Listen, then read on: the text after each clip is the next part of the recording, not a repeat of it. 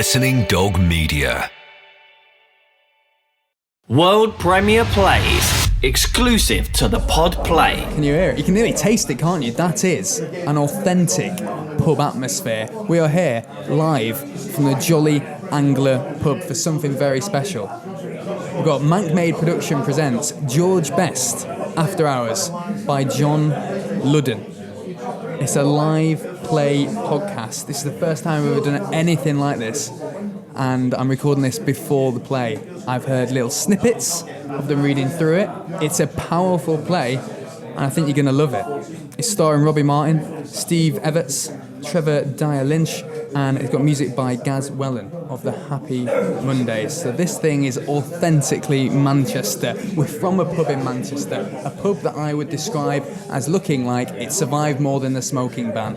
This pub, it's got bare brick walls, it's got pictures of George Best up on the walls, and like it's got for some reason a Man City FA Cup finalist, and then loads of pictures of George Best. Confusing, but it just loves Manchester. This pub screams Manchester. It's proper authentic. So we will be having a chat with the cast very soon, and yes, you will be able to hear the play in its entirety in a pub atmosphere on this podcast. So I'm joined by, it's Trevor. Trevor, yeah. And who do you play in the play? I play the Grim Reaper. Yes. Gobbo. But it's stereotypical, isn't it? Do you think so? You call me Gobbo? Do you think? Gobbo is... I think they just thought of your personality. And, I thought you were a bit more gobby than me, though. Well, yeah, but if they're going to call you a Gobbo because he's I don't know why they call me Hanson. He's a bit out of order, that, to be honest. So what's your clown name, Steve? Charlie Canzone. It was Charlie Fanzone first, but now it's Charlie Canzone. Oh, Canzo. Oh, yeah. Okay. These all names could possibly all have connotations. Indeed. If you listen to the play later right. on. It's, Correct. a lot. There's stories I'm a good and stories. guy. You are? Yeah. I saw a bit of the run through before, and it's powerful. It is powerful. It is, yeah. It's the subject matter. The subject matter is, yeah, it is, and it's because obviously you know what's happened to Jim at the end, Bestie. You know what I mean? And it's that like the pathway story in it. The storybook just follows his demise really and his struggles. It's good as well, the contrast between my character and Trevor's is obviously a lot more sinister and enticing to him, where my character starts off being flippant and then confesses kind of who he is, where he straight away is putting him on the Straight to the zone, innit? Straight on it, right on the right from the word go. It's interesting that in a way the good well, we're going to say clown for now, is more deceiving originally. You're straight in and honest, like this is what That's what I'm saying. Yeah, my character was a bit of subterfuge to draw him in, and then he sort of comes clean. Whereas Trevor's straight away, he's in there with the vodkas and have some of this straight away. Drink, mate. No messing about that. It's better with a large drink. You know what I mean? Yeah. It's sad. It is a sad thing, especially when you know what's happened to him. Do you know what I mean? At the end of the day, you know what I mean? What attracted you to the play, by the way? What attracted you to do this? The subject matter, John's writing. Yeah. I mean, just that, the battle between good and evil in somebody's mind. And as Trevor says, we all know the outcome of it. Yeah. So you see this as sort of an internal struggle that represented outwardly? I do, yeah. Yeah, I'm a great believer in like the philosophy that I follow. A great believer is like the biggest struggle we have every day is our minds. Yeah. It's not, and you know, people say, oh, it's this and that, but the secret is, if you get that secret, which a lot of us don't do, is that you've got to control your mind, not let your mind control you. Yeah. And I think in a scenario like this, where you've got vodka in front of you, and it's so enticing, it surely have it, shan't you? But or just have one litre, 2 litre, 3 before you know there's a bottle. You know, I think that's in many scenarios, not just alcoholism. Do you know what I mean? It's a lot of things. It's all within the mind, like all these disorders. Like alcoholism is obviously it's a disorder, and it's something that like it's tackled here. It is all in the mind, so it's nice to see in a way it's spoken openly about such a big figure, and it's really powerfully portrayed. It's fully honest. It's soul bearing stuff. Absolutely. Really. Yeah, of course, Absolutely. I think, like Steve said, it is that thing about what's good and what's bad. Do you know what I mean? We all have those, you know, things within us. Do you know what I mean? At the end of the day, and it depends how you put it. But it is about. It's very hard. I think the battle is to control your mind. Yeah. Do you know what I mean? And little man on your shoulder, innit? Do it. No, do it. No. So when it comes, because this is interesting, obviously, because this is a play, but it's being performed on a podcast. How do you approach that differently from, say, if you were using, like, if it was more physical? In the theatre. Well, I think the thing is, again, it's about the language you use. Do you know what I mean? Intonation in your voice, etc., because you've got to set it up for the people who are listening. So we look at it, although it's a podcast, but in inverted commas, a radio play.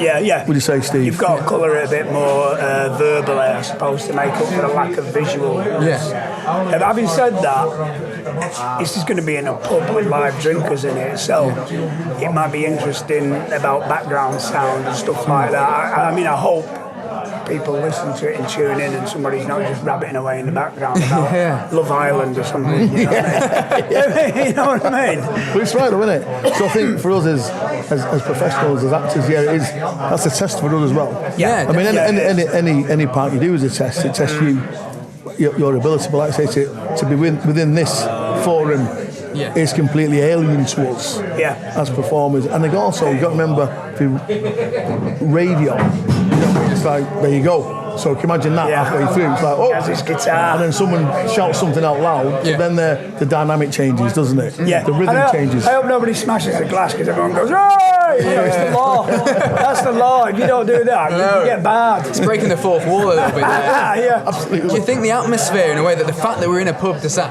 help you to get more into these characters, or is it you've got to channel it out? I don't think I've really done anything like this before, because if you're doing theatre, then people are going to watch that piece of theatre. They pay the money, they sit down and they're quiet, and hopefully switch the phones off.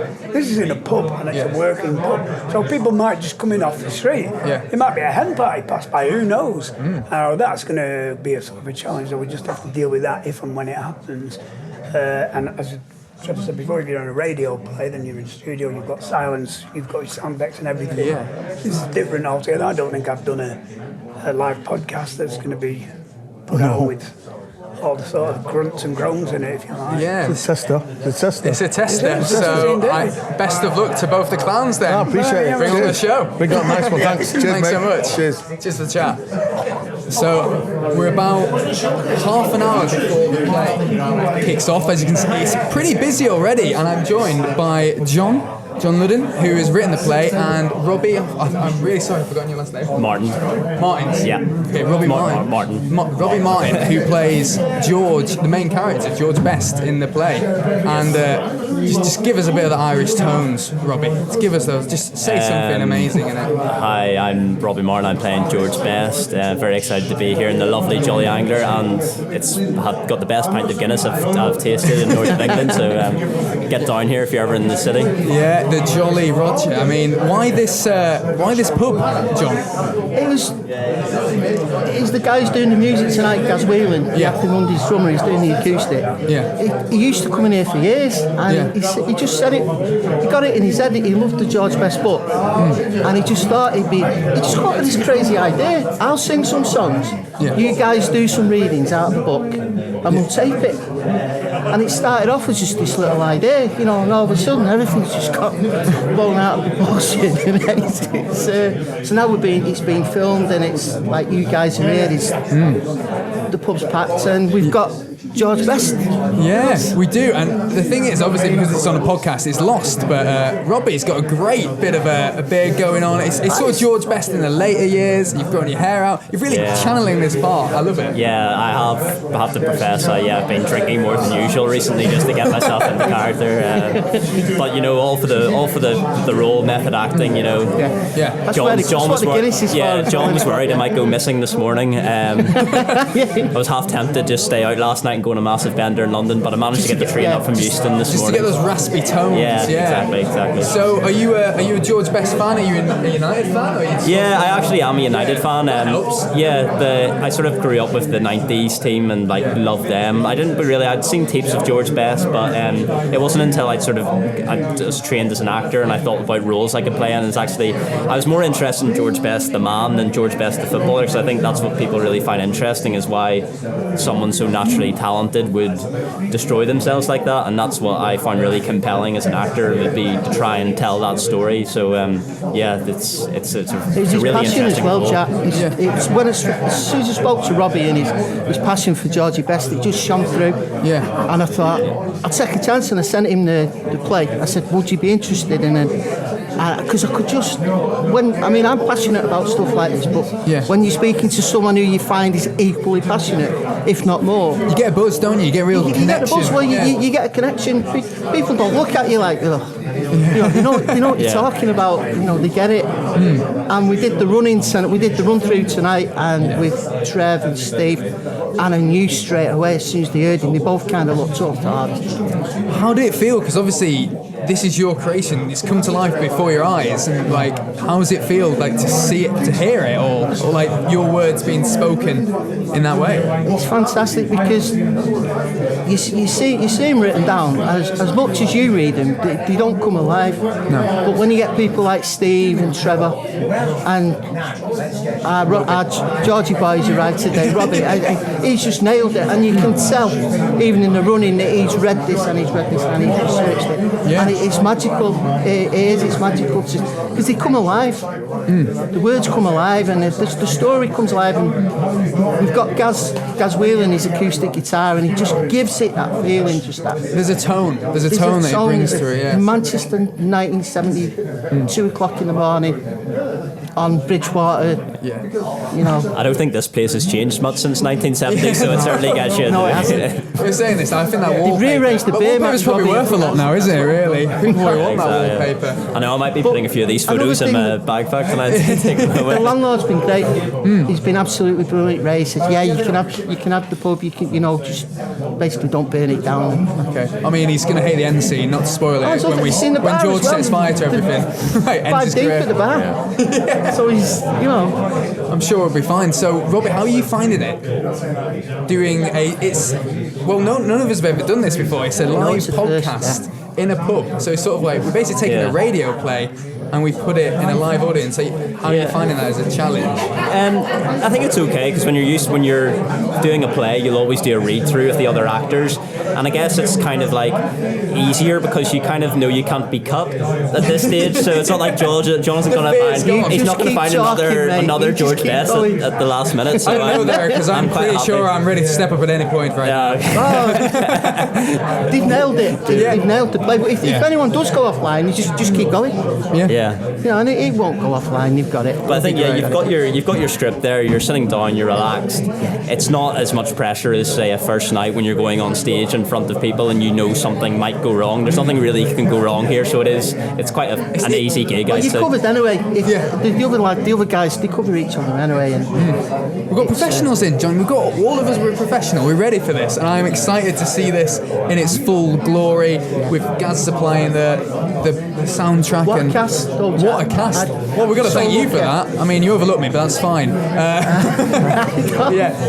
don't know how it's come. I just kind of like it reminds you of Neil Brenner getting the Magnificent Seven together. Anyone he has done it. I mean, you must have written something that's like connected people. It's nice. I think they just like the story. I think they just everybody loves George Best. And I think it was the idea of putting it on in a pub.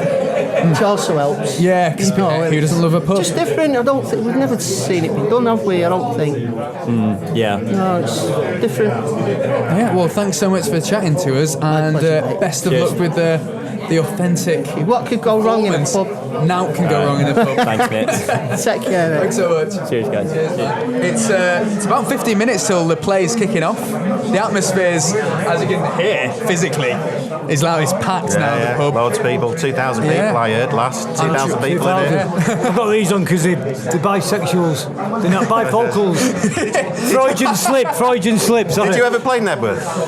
Oh, I don't know what that is. What's that? Nebworth. Don't know Did you what it never is. play that? Is it a race course or something? Yeah, it was, I think. Anyway, I should jump in right now and just say I'm joined. It's not just me just putting on voices. I'm joined by Gaz of the Happy Mondays and Paul. I suppose you're producing this technically, Paul. Yeah, that's everything. That's why it's all going wrong. So Gaz, what attracted you to be doing the music and the soundtrack for this performance? His brother. John. His brother, yeah. You spoke to John. So it was your idea to do this pub as well, was it? Yeah, well, it was just going to be a little bit of a, drunken like like you do, or like you did do, at one point. When the mines are open, and then he's very professional. His brother Paul here, and it's become something else. But and same way, me and John always speak about ideas. The Salford Sue thing we spoke about for a while. He did his last play, which is brilliant. Yeah. But I live in Toronto, so I wasn't here for that, so I missed that. My folks went and said it was brilliant. So you've been speaking to Aki for a long time, though, haven't you? Yeah, a few years. Yeah, we've been talking about doing books, audio books, and doing music and mixing music with the stories instead of it's kind of weird because books now people haven't got an attention span, so audio books are becoming more popular. What did you say? Apparently because so it's like because keep it coming. So audio books are becoming more popular, so maybe we should mix audio books with acoustic interludes, like a play but an audio, but like a Radio 4 thing, Yeah, I mean, I don't think Radio 4 do many of their shows. No, I don't think we got the edge on them there. No, they never do. There's a guy from. I'm not a fan of Guns N' Roses, and I've got a story about them as well. Wow. Well, Axl Rose, but that's another story. He indicated that Axl Rose is either quite short or has he's a singer, but he's even short for a singer. I mean, they're all short. How tall do you have to be for a singer? You have to be under 5'7" to be successful. Is that true? There's the odd few that slip through. Wow. There's the odd few that slip through, but if you're over 5'7", you're going to struggle. But Elvis was 5'11". He did all right. He's still doing all right. All the Beatles, apart from Ringo, were 5'11". So Ringo's not really You don't think he's real? No, he's not. He's not really. What does Ringo do? Great voice. He just says peace and love, peace and love. Peace and love all the time. I doesn't sign autographs. No. Yeah. Didn't he announce it that he signed his last ever autograph because he's focused on saying peace and love, peace and love? Yeah, he just says all the time. Yeah. So he's got a great voice. He used to sing with boys. Yeah, boys singing when he's a touring. He's brilliant. Was it Ringo who did Thomas the Tank Engine? Yeah. There we go. That's when his career peaked, really. Different age group, you know what I mean? It's like, Thomas the Tank Engine. That was Ringo's best stuff. So obviously, you're pretty busy as well. Like you've had to put a lot of time into this too to create some music for it. So what about this sort of play? What about the subject matter really did you connect with? Well, I was a kid, I didn't see Georgie Best, but we all know the story, and when I come over, because the band now are just a kind of, we're just milking, we're flogging a dead horse, we're flogging, we're just doing, and it's just, we're just doing the old kind of... Because you're in Sheffield on, is it Saturday or Sunday? Sunday. So you're pretty busy. Somewhere, we're busy, we do tours, I'm not complaining, it pays, and I'm not complaining about that, but... Pays to pursue your passion. It pays everything, we earn more now than we ever did, that's the irony, but I get, drums wasn't my original instrument, I just ended up playing drums, so I get loads of time. I live in Toronto, so come here, I've got loads of time off. Yeah. So I play my guitar and do my songs, and then I'm Bob Dylan and Leonard Cohen are my kind of heroes. So John was on that, and he said, well, Bob Dylan and Leonard Cohen sort of thing would be perfect for this car, so do that. And he had these couple of songs floating around for it, and John said, here's a script, and I read it, and I was like, a couple of lyrics are really related. It helped me finish the song. If we just change frown to clown. Clown, yeah. It was actually, that song was called The Devil and Mr. Brown, so it's Mr. Clown. It was already, so it was a load of coincidences, and he was just... Well, the music's behind the curtain. I just have ideas floating around, you never get and he just give me a subject matter to focus on and get it finished. So how do you channel it more? So have you really enjoyed doing this? Something you want to continue doing for other performances? It's easy than working in a band. Yeah, really? Really, it's a nightmare working in a band. You imagine it? Yeah. It's just a nightmare. And then doing stuff. The music industry's horrible. It's like, you know what it's like now. Times have changed. But so getting involved in doing this and working, you hear the actors when you read the words and you hear the actors, proper actors, and the producers. And the producers are amazing as well. Beautiful producers. Yeah, beautiful people. And it's just amazing. It's just I've known Spud here for a while now. I met him, and he starts talking. It's like it's amazing. It comes off the page. Like it's amazing, the phrase I didn't understand till I saw the read through, and then you're seeing them. They are reading it, but it makes a massive difference. It's different, huge. It impacts. You feel it. On Monday night when we did the read through, we had Si reading it. And he was, I'm stop saying ace. I'm nearly 50, and he was great. But yeah, listen to Robbie read it in his Northern Irish accent. It's just because that's what it is. There's a lot of pathos in it because everyone knows what happens to George in the end. Yeah. And this was theoretically a choice that George had, and he thought he was making the right choice, as it turned out. Susie and Steve speaking, I was just like, because you don't really know what acting is until even though. Although today he did put an extra fucking in the. You noticed that in the script. Who did? Steve put an extra fucking in the script. Yeah. Because he's got a drive. He put an extra fucking in the script. Yeah, because he's got a drive. Anyway. So are you finding this easier as creative freedom then? Because it's obviously just you channeling it into it. It's easy because you've got when you write songs, like when we did the Monday song, we used to sit around and write between a few of us. Yeah. So it's kind of like you all have different ideas of what you want. So when you're on your own, you have ideas, but you sometimes need help, and then so you can picture something. It's really easy. So sometimes when I write watching or reading a book or watching something. I don't watch other books; they're a bit too deep, a bit arty. But reading books and watching films, something you get the ideas. Yeah. So it's easy this because someone's writing it for you, and you just. You're just adding to, like you know what the atmosphere is going to be like. Without sounding pretentious, you're just adding your different texture to it all. You know what I mean? It's ace. I love it. I love it. I love film, all the arts, but I'm not good at any of them. Music's the only thing I can do. I'm rubbish at. I never want to be an actor. Well, it's like Johnny Marr's gone into soundtracking and stuff like that of films. And I was with Johnny in Toronto, in London, Ontario, about a month ago. He's name dropping. I'm name dropping Johnny. Name dropping. Well, I'm old mates, and I went to see him, and he was talking about that. He said he loves it because he gets a break, but he loves everything. He loves touring. Does he run a marathon a day or something like that? He runs too much. It's not good for you. I eat a marathon a day. You know what? Marathons anymore. A Snickers. I eat a Snickers a day. Showing your age. Yeah, showing your age. Yeah. He doesn't drink or what, but he drinks too much Coke. He drinks like 3 cans of Coke and he comes off stage. Oh, that's bad. That. Yeah, sugar, but did you do that in the Mondays? Did you do a lot of Coke in the Mondays? Apparently. Popping cans left, right, and centre. Left, right, and centre. But no, it is true. When you get older, you want to do something different. Doing an album, touring, it's all great, but you want to do other things and all the other arts you've always loved. But I could never be an actor. I don't want to be an actor. No. I could never want to, or paint or anything like that. But you love to get involved in it. It's like. Honestly, when you read, when I was young, I used to read people like Leonard Cohen said. I wrote this song looking at this painting, looking at it was one of his paintings, his favourite he liked. Anyway, whatever. Yeah. He was into Turner. He loved British painting because his family were British. I love looking at Turner right now. I'm like, fucking bit pretentious that. And then when you get old, you're like, all right, I know what he means now. I get what he means. It's I think it comes with age.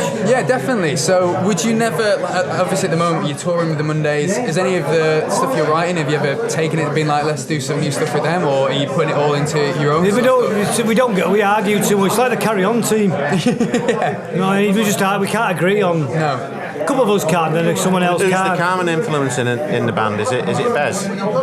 Bez doesn't get involved in songwriting, so we don't see Bez. So he's I don't think he gets involved in the human race. He doesn't get involved in anything. He's just Bez. Is there a maraca in it? Let's go. No, he doesn't even. He's Bez, and he doesn't change. He was a few years above me at school, and he was like that then. In the 80s. If you were on a desert island, right, with the rest of the Mondays, and you can only keep one of them, Paul Ryder's and my the rest friend. of them, when there's sharks swimming around the island, so when you put them out, you know they're going to die. But even who's the best Who would you choose? survivalist though as well, like you got to consider that too. No, me and Paul Ryder get on, but Paul Ryder's the laziest man on the planet. So you'd be doing the work. We're like we're going to be like them too. What's it called from Chuckle Brothers. Well, some people have said that. People have said that. It's not that good. What they call, Thingy Britain, Little Britain. Oh, yeah. Oh, the one that like. Yeah. Oh, That one. Yeah. What's it called? Andy and he's got a great name. The other guy's got the best name. Andy and Lou. Lou. We Andy and Lou. But Paul Ryder's the laziest man on the planet. He didn't walk till he was 4. His wife put that app on his phone. steps for a day. And I went round because Paul Ryder saw his mum lived across the road from my mum. I went round the day and he went, look at that. 24 hours he'd walked 36 steps. And he said, that's because they have to go outside for a smoke. In a way, it's impressive. He's never sweat. He's never raised his heartbeat in his life. He's unbelievable. I think some things must have raised his heartbeat at some point. No, he's the calmest man, but he's been made from when they're all older than me. I was the youngest, so when I joined, I was just leaving school. Yeah. So I kind of learned from their mistakes. So I never got involved in all, But Paul was my friend. I had some fun time watching him. I had my moment. Oh, brilliant. Well, I think I'll let you guys get ready because the plays are going to begin in a moment. I'm not doing anything, man. I'm just sitting there watching it. I need to write some lyrics down. I don't know what I'm doing yet. Yeah. Thanks so much, guys. Cheers, mate. Cheers, guys. The Pod Play.